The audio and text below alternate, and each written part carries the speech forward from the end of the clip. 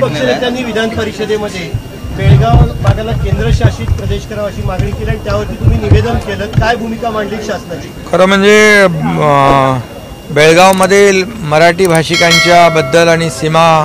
कर्नाटक महाराष्ट्र सीमा प्रश्न जो आहे या बाबतीमध्ये शिवसेनेची भूमिका, बाळासाहेब हिंदुहृदय सम्राट बाळासाहेबांची भूमिका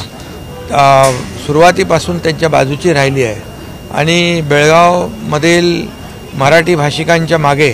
शिवसेना खंबीरपणे उभी आहे आणि सरकार देखील महाराष्ट्र सरकारने देखील एक मताने ठराव करून त्यांना पाठिंबा दिलेला आहे आणि बेळगाव संदर्भामध्ये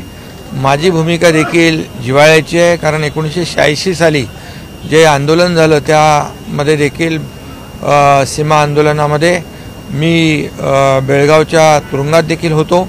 आणि त्यामुळे बेळगावच्या मराठी भाषिकांच्या बद्दल जे जिव्हाळ्याचे संबंध जे आहेत ते गेल्या अनेक वर्षापासूनचे आहेत आणि मी जेव्हा मुख्यमंत्री होतो त्यावेळेस देखील केंद्रीय गृहमंत्री अमित शाह साहेबांनी एक महाराष्ट्राचा मुख्यमंत्री आणि कर्नाटकचा मुख्यमंत्री यांची एक संयुक्त बैठक बोलवली होती आणि त्या बैठकीमध्ये देखील हे प्रकरण सर्वोच्च न्यायालयामध्ये न्यायप्रविष्ट असल्यामुळे या ठिकाणी मराठी भाषिकांवर कुठलाही अन्याय होऊ नये, अत्याचार होऊ नये अशा प्रकारची भूमिका कर्नाटक सरकारने घ्यावी अशा प्रकारच्या देखील स्पष्ट सूचना केंद्रीय गृहमंत्री अमित शाह साहेबांनी केल्या होत्या आणि आज खरं म्हणजे दुर्दैवी प्रकार आहे, मराठी भाषिकांचा मेळावा महाराष्ट्र एकीकरण समितीने आयोजित केला होता आणि तो मेळावा होऊ नये याचा पुरेपूर प्रयत्न या ठिकाणी कर्नाटक सरकारने केला. कर्नाटक सरकारने एक दडपशाही केली आणि जे आंदोलनकर्ते होते ते माजी आमदार असतील, माजी महापौर असतील, अनेक लोक, शेकडो मराठी भाषिकांना वेगवेगळ्या तुरुंगामध्ये डांबण्याचं दुर्दैवी प्रकार त्या ठिकाणी केलेला आहे आणि म्हणून याचा मी जाहीर निषेध करतो, धिक्कार करतो आणि आज वरिष्ठ सभागृहात विधान परिषदेमध्ये देखील सरकारची भूमिका आणि शिवसेना पक्षाची भूमिका मी मांडली. मुख्यमंत्री महोदयांनी देखील सरकारची भूमिका मांडलेली आहे. त्यामुळे सरकारची भूमिका एकच आहे की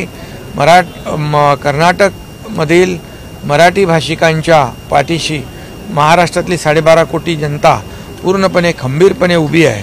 आणि जे सर्वोच्च न्यायालयामध्ये प्रकरण सुरू आहे यासाठी देखील महाराष्ट्र सरकारच्या वतीने अनेक तज्ज्ञ वकिलांची फौज काम करते आहे आणि आणखी जे जे काही करावं लागेल ते आपण करू. त्याचबरोबर सीमावर्ती भागामध्ये देखील अनेक शैक्षणिक संस्था आहेत, त्यांना मुख्यमंत्री निधीतून अनुदान देखील आपण दिलं. त्याचबरोबर मुख्यमंत्री सहायता निधीमधून देखील आपण त्या भागातल्या लोकांना सुविधा उपलब्ध करून दिली जेणेकरून मराठी भाषिकांना न्याय मिळेल आणि म्हणून मराठी भाषिकांच्या मागे पूर्णपणे महाराष्ट्र खंबीरपणे उभा आहे. त्याचबरोबर एक दुसरा प्रकार मुख्यमंत्री महोदयांनी सांगितलं की त्यांच्या सभागृहामध्ये स्वातंत्र्यवीर सावरकरांची प्रतिमा जी आहे ही काढण्याच्या बद्दल प्रयत्न सुरू आहे. त्या बाबतीत देखील त्यांचा निषेध करावा तेवढा थोडा आहे आणि स्वातंत्र्यवीर सावरकर फक्त महाराष्ट्राचे नाही तर अवघ्या देशाचे स्वातंत्र्यवीर सावरकर यांनी या देशासाठी जो त्याग केलेला आहे याचा जे काही जाणीव कर्नाटक सरकारने देखील ठेवली पाहिजे आणि आपल्या सभापती नीलमताई गोरे यांनी देखील स्वतः सांगितलं आहे की तिकडच्या सभापतींना कळवून या ठिकाणी ती स्वातंत्र्यवीर सावरकरांची प्रतिमा काढू नये अशा प्रकारचा आवाहन देखील त्यांनी केलं आहे आणि सरकार देखील या भूमिकेशी सहमत आहे आणि म्हणून स्वातंत्र्यवीर सावरकरांचा अपमान करणाऱ्या देखील कर्नाटक